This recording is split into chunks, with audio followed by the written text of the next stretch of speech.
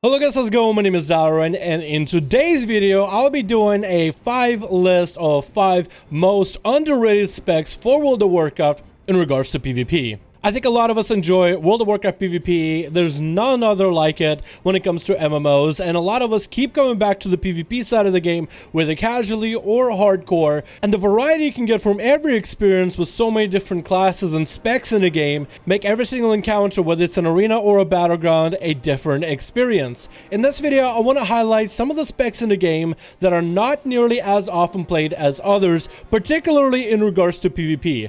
Technically, I'd say in BFA, most specs in the game are viable, be it a tank, DPS, or a healer, but in this video in particular, we'll be focusing on DPS specs, so if your favorite tank or a healer is not on this list, I do apologize. In this video, I want to talk about 5 specs that are not played by most players and even considered by some to be trash tier specs that nobody should ever play. And I do hope that Blizzard takes a look at these 5 specs in the future of WoW and does try to help them out a little bit, but even without any help, I feel like every one of these specs is definitely underrated and has even a modicum of potential. I'm gonna start off this list with the Affliction Warlock. Now, I know that you might remember Affliction being ran in just about every single expansion prior to BFA. Legion, Mists of Pandaria, Cataclysm. Affliction Warlocks have been the dominant spec when it comes to PvP, as they are the only class that specializes in damage over time abilities from afar. That combined with the pet control and the pet-based abilities from the demons makes them for a very interesting class to play. As a BFA, however, this is the first time that I've seen Affliction Warlocks take a back seat, while the more dominant Destruction Warlock with massive Chaos Bolts sees far more action, and even something like a Demonology, which is not really a popular spec by any means for PvP either, still, I see that a lot more within battlegrounds as well as arenas. Affliction is the only spec that deals in damage over time abilities, and really specializes on these dots. Besides Shadow Priest, Affliction Warlock takes it a step further by adding many different dots that it can apply to multiple enemies. Also dots that, if you do choose to dispel, as healers generally do, can silence the person with the dot as well as the dispeller, which creates a little bit of a cover for your damage over time. In BFA, they even got a brand new demon that extends your duration of damage over time abilities, as well as an ability called Deathbolt, which deals damage the longer those dots are on the enemy. With Azeroth traits, Affliction Warlocks can even have a powerful build in terms of Drain of Life, where you'll get stacks based on ticks of agony. So in a battleground, spreading agony around to every enemy is going to simply fuel and speed up your burst damage rotation. Once you get enough stacks, you can unleash a powerful Drain Life to suck the life out of your enemy. With so many different abilities to modify how much damage you do, increasing your shadow damage, increasing your damage over time, increasing periodic damage, you would think that Affliction would have far more play. But as a battle for Azeroth, Affliction simply has been kind of sitting on the sideline waiting for its chance to really shine. I think the biggest problem with Affliction right now in BFA is the spec feels a little bit too rampy. It takes a little bit too long to set up all your abilities, and dispels used to be kind of annoying for Affliction, but now they're very much detrimental. As healers, if they're able to dispel the dots before everything stacks up, like for example, let's say you have 5 different dots that you apply, you put up dot 1, 2, 3, and by the time you're putting up 4, a healer's going to dispel you, so you only have half of your dots in terms of value. So dispels became a lot more powerful and definitely a lot less deadly for majority of the healers to deal with, making playing Affliction very annoying and very challenging. I think it's because Blizzard decided to move Affliction Warlocks to more of put damage over time on your enemies, but you still need to focus on a filler-based ability, as Shadow Bolt became one of those abilities that is kind of needed in order to supplement for the damage of your dots. In previous expansions, just putting your damage over time abilities on enemies was enough for Affliction Warlock to have good sustained damage, be it in 2v2 or 3v3 arenas, or even something like battlegrounds. Because the Warlock feels a little bit less attached to its dots and focused on damage over time, I feel like this is why it's not performing that great. Maybe Blizzard could adjust some of the damage values where Shadow Bolt is not as important in PvP, and the damage of your dots, agony and corruption, as well as unholy affliction can do far more damage, and that would be probably the best change that Affliction Warlocks could see in the future BFA. But still, they're a very powerful spec with a very unique rotation, very unique playstyle that is still core to what an Affliction Warlock can do. The next spec on the list is going to be Enhancement Shaman, and I feel like a lot of you guys will definitely agree with me on this one. Enhancement Shamans have seen a lot of play at the beginning of BFA, but as of recent, it feels like they are a rare breed. There's a lot of reasons as to why. Their transition from other expansions, primarily in Legion you can actually control your damage, you can control your burst, and you can kind of control when you want to be deadly to an enemy.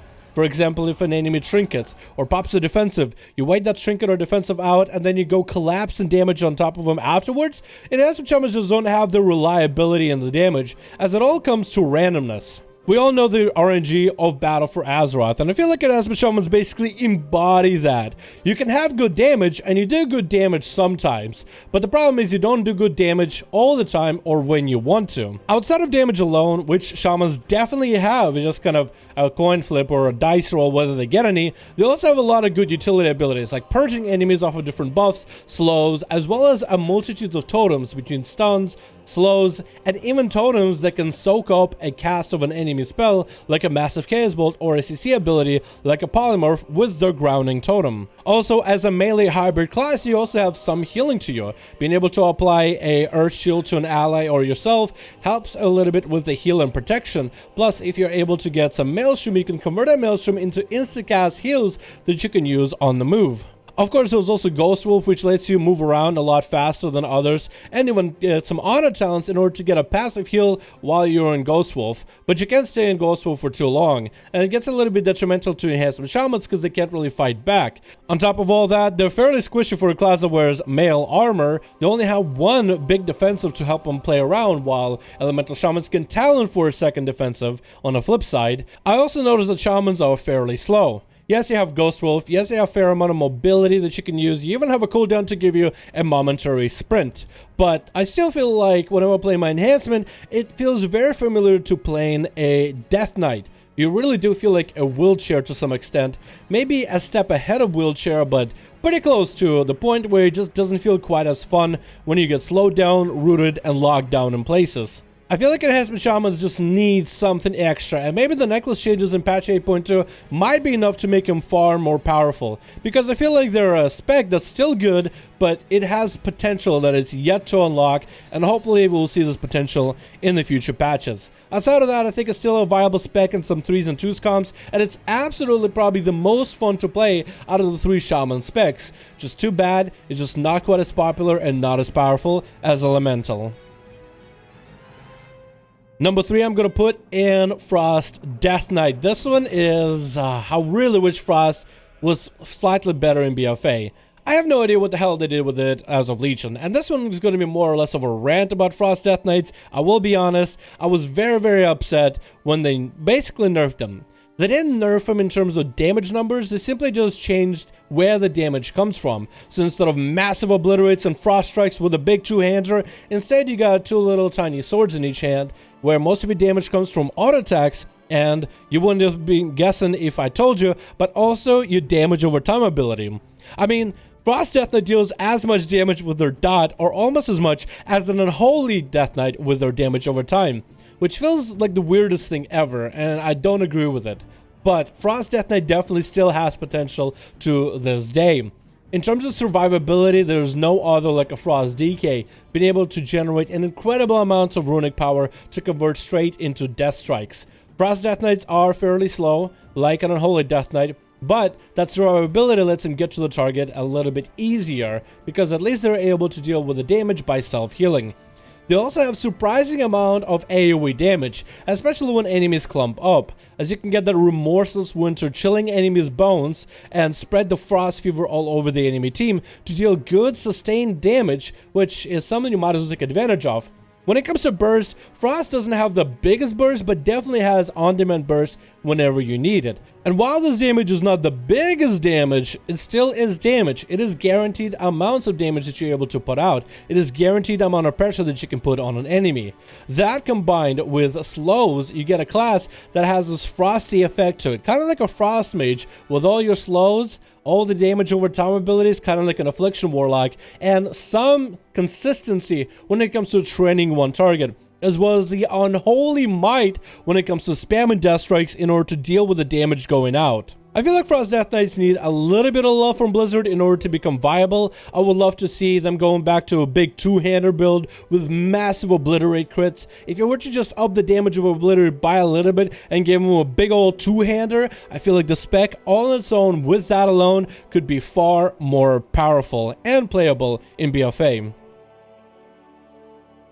The fourth spec on the list is going to be Arcane Mage. Now, I know that mages are pretty popular, especially in PvP, but when you break down all the different specs in the game, the most popular spec is going to be Fire, with a greater Pyroblast. The second most popular spec is going to be Frost, with great crit damage as well as the immense amount of ability to slow down your enemy. And then you have the Weird Child in the pack, the Arcane Mage. What I mean by Weird Child for Arcane is because they do things a little bit different than the other specs. While all the other specs focus on massive crit damage and obliterating the enemy, Arcane kind of likes to tickle the enemy and dance around them while doing good sustained damage. While some of the specs like to slow the enemy down like Frost, Arcane rather chooses to get mobility to kite their enemies around with a billion blinks to follow. You also have the biggest mana pool, which allows you to spell steal certain abilities from enemies, pop slows on just about anybody, a powerful defensive shield that deals well with damage over time abilities, and with all the different procs that you can combine, you can just have random damage to turn around on an enemy. It is a weird trickster playstyle where instead of having to blast the enemy with the most powerful version of your spell, Fire, Frost, or Arcane, Arcane chooses to dance around the enemy, dodging them, bobbing and weaving, and whittling down the enemy over time, rather than blasting them with powerful Arcane blasts like you would within raids. It's almost like you decided to be a rogue of mages, stealing enemies' buffs. I mean, you literally steal their buffs every time an enemy has them, and you're basically playing these mind games and controlling the battlefield. It gives it like this weird power control fantasy, where instead of controlling when you want to burst, rather you control the enemy, what buffs they can't have.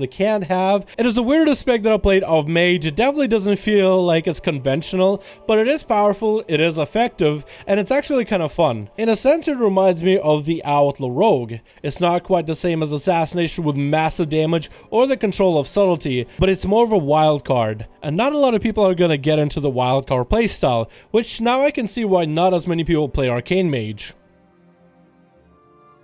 Finally, it's gonna be Marksman Hunter. Now, Marksman Hunters you usually never see within arenas, unless maybe some 3v3 situations, but where the strive is on battlegrounds. Marksman Hunters damage is like no other, being able to dish out damage from the furthest distance away of any enemy in the game. It's about 60 yards or so. They're able to obliterate their enemies with aim shots, rapid fires, and sniper shots, chunking out enemies' health with physical arrows or bullets from afar. Although Marksman Hunter simply just doesn't have enough in its toolkit in order to get more players playing this spec competitively within arenas. Now, the spec itself does a lot of damage without a hunter pet, but as soon as you get a pet for that utility, you do lose out on 10% damage. The damage you output is very much stand still and fire at your enemy with very little movement. Well, there's some movement during certain phases of your damage, but it is something that could be line of sighted or something that could be crowd controlled. You would think that Marksman Hunters would be dominating arenas because they're not like a, let's say, Destro Warlock who has powerful chaos bows that could be interrupted, since Marksman Hunter doesn't actually cast any spells that could be kicked. But even that fact alone is not enough to make Marksman Hunters powerful or even played all that often. The spec itself simply just doesn't have enough utility without the pet, so damage has to be dropped. But even with a pet, you do miss something. There's one thing that's missing for the spec, and that is the ability to lock down an enemy in place for a moment. Between your traps, which is a freezing trap, which you will be using to crowd control an enemy, you need something else to stop an enemy in its tracks. And without a stun, like all the other two specs of Hunters have, Beast Mastery as well as Survival, I feel like that is one thing that this spec is missing in order to finally realize its true potential. And this is why I'm a little bit sad about Marksman Hunters, because you know they have incredible amounts of damage to boot. I mean, just go to a battleground and just sit from afar as long as enemies don't harass you, and you can just nab yourself incredible amounts of damage, locking out healers, obliterating warlocks, taking out rogues before they even see it coming. But it's still not enough to make the spec viable. There's so much potential, and I hope Blizzard does something about it to make the spec a little bit stronger. Well guys, that's going to be my top 5 list for the 5 most underrated specs in the game for PvP. Let me know your thoughts down below. Which specs would you guys agree with me on, and which ones do you not agree? And if you wanted to make a list of your own, let me down in the comments below. Which 5 specs would you say are the most underrated for World of Warcraft right now? Thank you guys so much for watching. Hope you enjoyed, and I'll see all of you guys in another video.